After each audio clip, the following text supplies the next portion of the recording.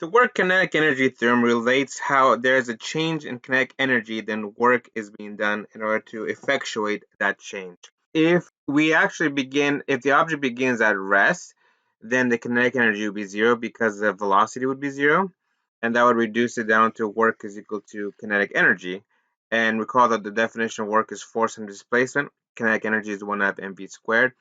Yeah, spoiler alert if you haven't realized this yet, but hint, the units for work are joules, the units for potential energy are joules, units for kinetic energy are joules.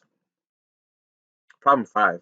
We have a pool ball that is struck, and so if we set up the work kinetic energy theorem, we recognize that because it's stationary, it starts from rest.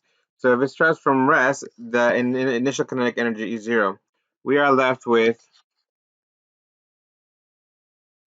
this relationship, and if we solve for the distance,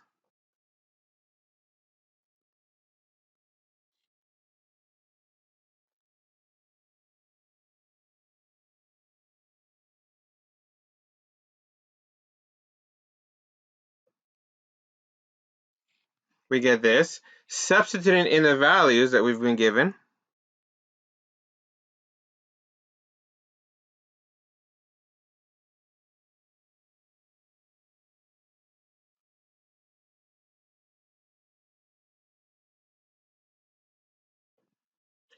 we end up with this, resulting in an answer of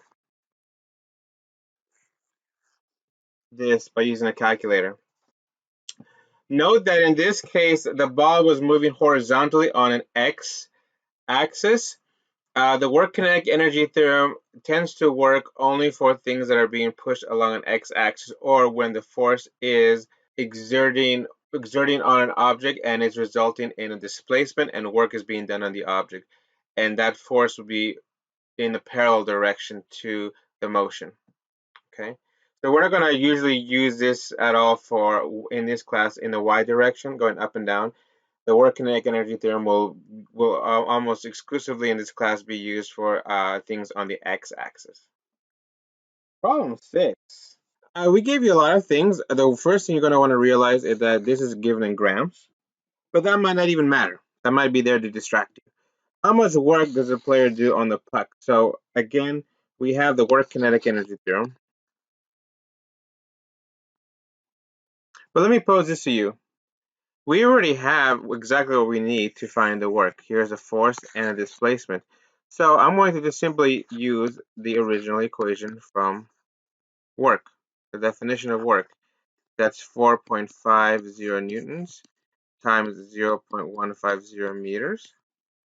And you put it in a calculator, you get work is 0.675 joules. So the work that the player does on the puck is 0.675 joules. But then the question becomes, what is the change in the energy? Well, we're going to use this to allow us to know what that change is.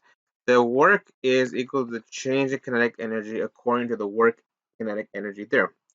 So if the work was 0.675 joules, then spoiler alert, the change in kinetic energy is also 0.675 joules by the work kinetic energy theorem. Summary, if work can equal kinetic energy and kinetic energy can equal potential energy, can work equal potential energy?